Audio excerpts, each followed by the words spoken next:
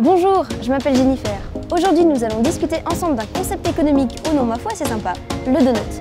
Et pour ça, nous allons interviewer Géraldine et Philippe. On a longtemps cru qu'une croissance économique infinie était possible et désirable. Et pourtant, de nombreux travaux scientifiques récents nous montrent de plus en plus les limites et les dérives de ce modèle de croissance. Mais il y a encore beaucoup d'acteurs politiques et économiques qui pensent que la croissance est bénéfique, non? Oui, car effectivement, la croissance économique, elle a contribué pendant longtemps à améliorer le niveau de vie des gens. Mais depuis une quarantaine d'années, elle est devenue de plus en plus inégalitaire et elle s'accompagne de dégâts environnementaux extrêmement importants et potentiellement irréversibles. C'est pour cela que de nombreux travaux scientifiques appellent à revoir le modèle économique fondé sur la croissance et à s'orienter vers des manières de produire et de consommer qui soient plus soutenables et plus socialement désirables. Bah franchement, super programme. Après, dans la pratique, est-ce qu'on est vraiment prêt à changer tout ça?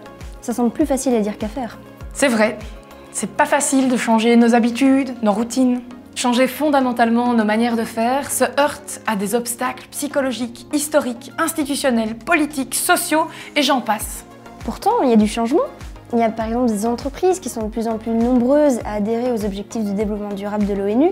Les technologies sont de plus en plus vertes et l'économie circulaire a le vent en poupe. Oui, c'est vrai. Mais tout changement est-il bon à entreprendre? Dans quelle direction aller? Quel horizon viser? Et c'est ici que le donut entre en jeu. Mais c'est quoi cette théorie du donut? Eh bien, il s'agit d'un modèle qui nous fournit une boussole qui permet d'orienter le changement dans la bonne direction. Une direction plus soutenable et plus socialement désirable. Le donut, en quelques mots, c'est d'abord un plancher social. C'est-à-dire un ensemble de seuils dans différentes dimensions, comme l'énergie, l'éducation, la santé, en dessous desquels personne ne doit se trouver. Le donut aussi, c'est un plafond environnemental qui reprend en fait l'ensemble des frontières planétaires qui, si on les transgressait, pourraient gravement déstabiliser la vie sur Terre. Et entre ces deux limites, on trouve un espace sûr écologiquement et juste socialement.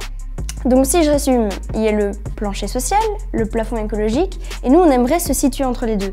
Mais concrètement, comment on y arrive avec cette théorie? Dans son application concrète, le donut se décline en 4 lunettes qui sont interreliées. Imaginons qu'on l'applique à une ville, comme cela a été fait à Bruxelles ou à Amsterdam par exemple. Eh bien, on se poserait les questions suivantes. Qu'est-ce que cela signifierait pour les habitants d'un territoire de vivre une vie épanouie? Qu'est-ce que cela signifierait pour un territoire de prospérer dans son habitat naturel? Qu'est-ce que cela signifierait pour le territoire de respecter la santé de la planète? Et enfin, de respecter le bien-être de toutes les personnes à travers le monde? Mais plusieurs acteurs utilisent déjà une ou plusieurs de ces lunettes.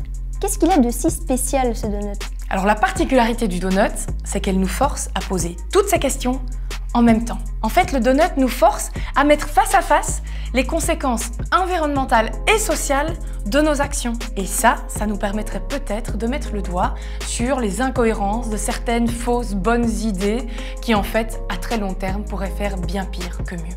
Je vois. C'est donc un outil de conscientisation, c'est ça? Oui, mais pas que.